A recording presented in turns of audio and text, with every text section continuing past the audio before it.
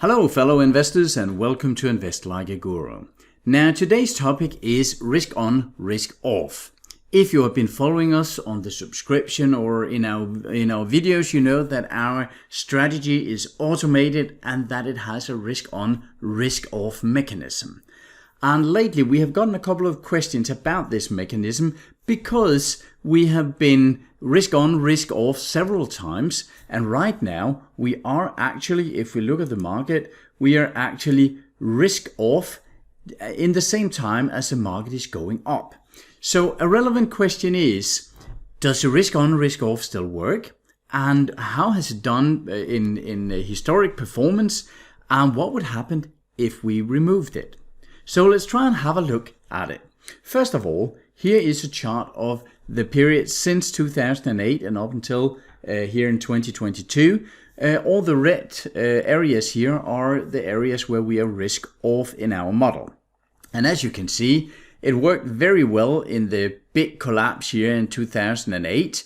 Then we got in at a good time, rode it up here. There are some break-even periods. We have some times in 2011 where it is nice to be out of the market.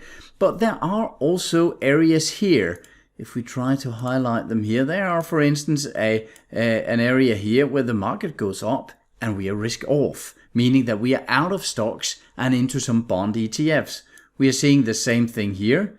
We are seeing a kind of a break even here, then some choppy areas, and then we see again here an area where the market goes up and we are risk off. Then we are entering the Q4 here with the 20% drop in the market, Q4 of 2008. We were out the entire crash here.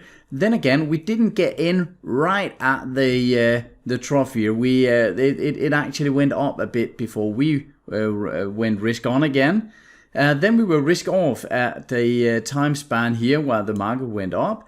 And then we were out of the market most of the crash with the COVID, and we have been risk on this entire time. And then lately we have been risk on, risk off a couple of times, and right now we are actually risk off while the market is going up.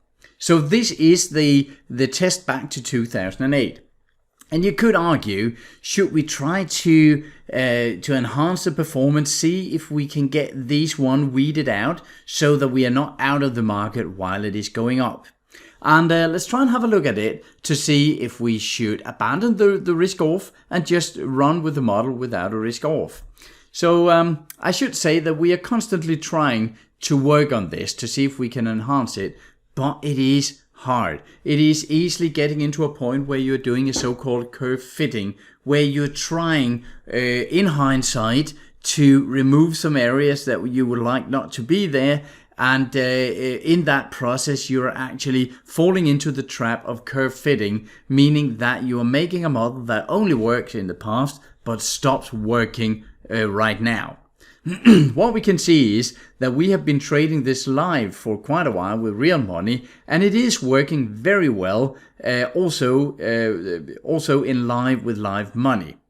But let's have a look at what actually happens in the different models. Now what I've done here is that I have looked at our Invest Like a Guru site here. I've taken the quarterly momentum strategy, which is the one I prefer, because it leaves a lot of time for the stock to really get some room to move, and many of them ends up as winners. Now, if we look at this one, let's have a look at this one first. This is our strategy back from 2008. It is a quarterly momentum strategy. Our benchmark is an ETF called AOA. That is a mix between bonds and stocks, and that is because that is the ETF that suits our volatility best. The volatility here and the volatility in our model are very much alike.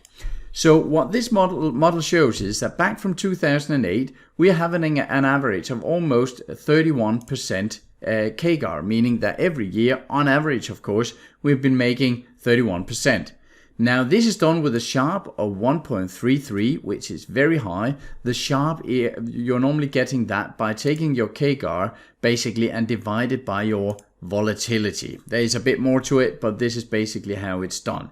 So the volatility is the day-to-day swings up and down, And you're dividing that up in the CAGR and you're getting a Sharpe ratio. The higher the Sharpe ratio, the better the risk-adjusted return you're getting. So these are the numbers you should be remembering. 31% in CAGR, a Sharpe of 1.33 and a volatility of 21.6, around that. These are the important numbers.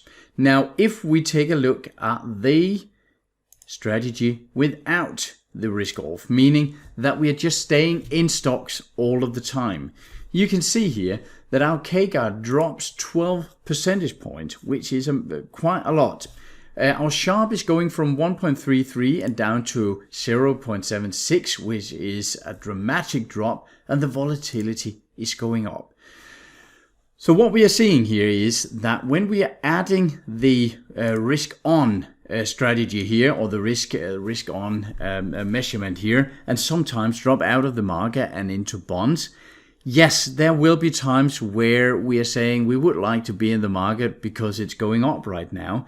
But looking at it over a 13, 14 year time span here, we can see that there are some dramatic differences. We're getting a lot better return. We're getting a lot better Sharpe ratio when we are doing the risk on, risk off model and not just staying 100% in stocks. We can see it in the chart. We can see it when we are looking at the annual performance, where we can see that with when having a risk on, risk off method, we can see that in 2008, for instance, where the market crashed, we actually made 31%. We can see the same in 2018, where most funds and traders ended the year in the negative territory. We made over 14%. Then there was this extremely dramatic 2020. I don't think we can replicate that or will not see that anytime soon again. We saw the big drop due to COVID, and then we saw a quick rise, and our model suited that perfectly. So we got 102% there. And then right now in 2022, we are down 13.3%. And we have talked about that in the weekly updates. But that is the price we have to pay sometimes. We will probably end the year in the positive, at least. Otherwise, it will be the first time since 2008 that hasn't happened. We have just started the year. We have 11 months to get into the positive. But as you can see, it's not every year we have single digits. We have 2011. That was a very tough year where we were below 6%. We had 2015 where we were quote unquote only 13%. And there are some in the lower double digits here. But most years we are actually doing fairly well. So the thing we are getting from being out of the market, also sometimes in the wrong times or in a bit irritating times because the market is going up, is that we are lowering our volatility. We are staying out of the market when the big crashes are coming, and the price that we are paying for that is that, yes, sometimes we are actually out of the market when it's going up, or we are in the market when it's going down. That is what happens. No one can have a perfect model that suits all markets. But what we have built here is something that we are so confident in that we are putting quite a lot of our own money into these models because they are so consistent. So I don't mind actually sitting and looking at the market right now going up. Of course, it would always be nicer to be in the market, but I don't mind being out of the market right now because I know that in the long run, what we are getting out of this is that we will be out of the market if and when at some time it crashes. This model does not tell us if the market is about to crash. It just makes sure that we are out of the market when it crashes.